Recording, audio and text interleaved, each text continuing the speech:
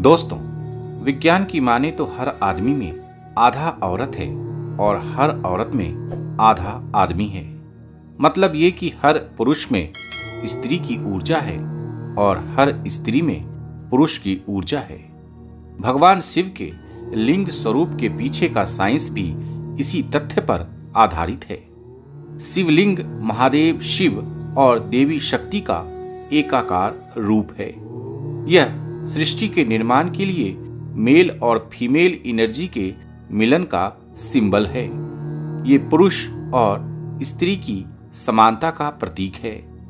शिवलिंग इस बात का भी प्रतीक है कि अकेला आदमी या अकेली औरत का अस्तित्व अधूरा है। दोनों के मिलने से ही सृष्टि संभव है।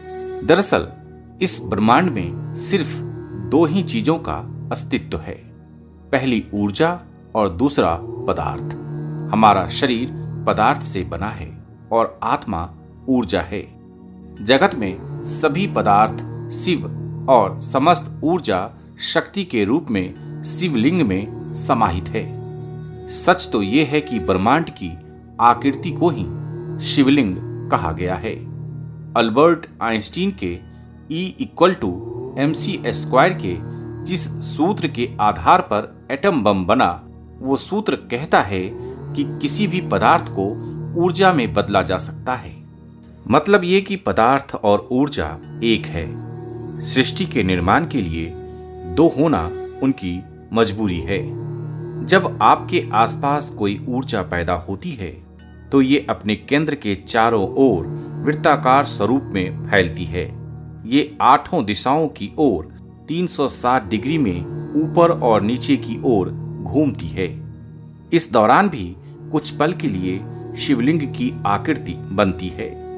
इसी तरह इस ब्रह्मांड की रचना के लिए जो ऊर्जा पैदा हुई, उससे महाशिवलिंग प्रकट हुआ। इसलिए शिवलिंग का किसी धर्म से कोई संबंध नहीं है।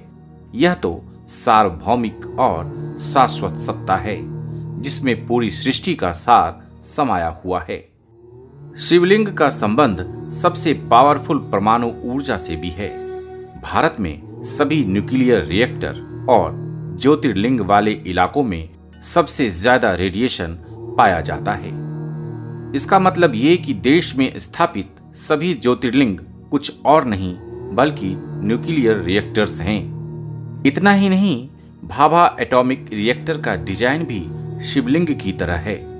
शिवलिंग पर जल चढ़ाने की परंपरा इसलिए है कि शीतल पानी में अपार ऊर्जा से धधकती ज्वाला को शांत करने की क्षमता है।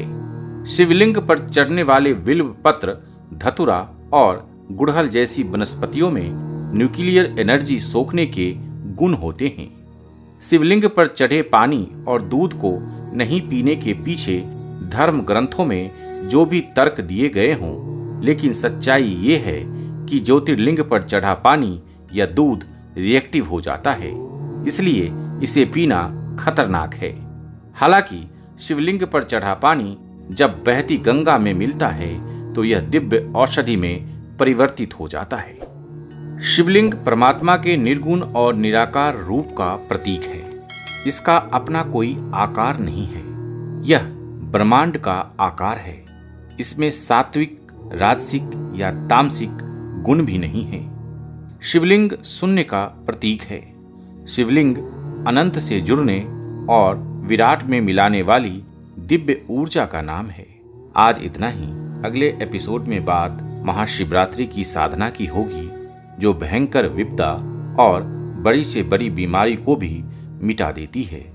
मैं अद्वैत आपको और आप में मौजूद परमात्मा को प्रणाम करता हूँ।